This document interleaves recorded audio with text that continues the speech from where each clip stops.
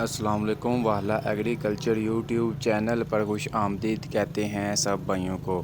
دوستو، کل سے مارکیٹ میں ایک نئی خبر گردش کر رہی ہے اور بہت سے بھائی کمنٹس وغیرہ کر رہے تھے کہ آپ نے تو میں نے آپ کو 2 سے 3 دن پہلے اپڈیٹ دی تھی کہ روس سے گندم وغیرہ نہیں آئے گی، جو مادے وغیرہ ہیں وہ منسوخ کیے گئے تھے، دوبارہ مادے کا سوچ رہے تھے۔ میں نے آپ کو اپڈیٹ وغیرہ دی تھی کہ فی الحال جو گندم باہر سے آنے کا کوئی امکان نظر نہیں آ رہا۔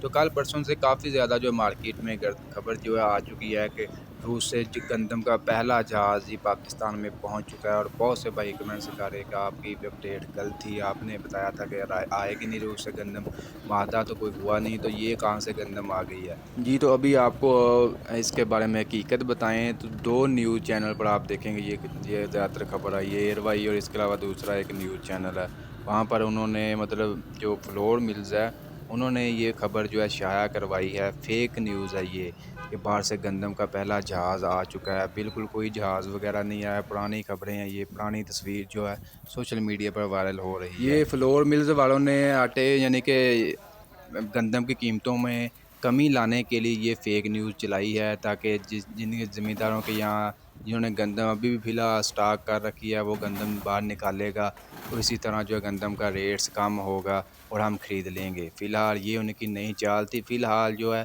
روس سے گندم آنے کا جہاز جو بالکل فیک نیوز ہے۔ کراچی کی جو چند فلور ملز نے اوپن مارکیٹ قیمت کو کم کرنے کے لیے فیک نیوز چلوائی ہے۔ نجی امپورٹنٹ گندم جو باہر سے امپورٹ کریں گے اس کی آمد تقریباً 25 اگست کے بعد ہی شروع ہوگی۔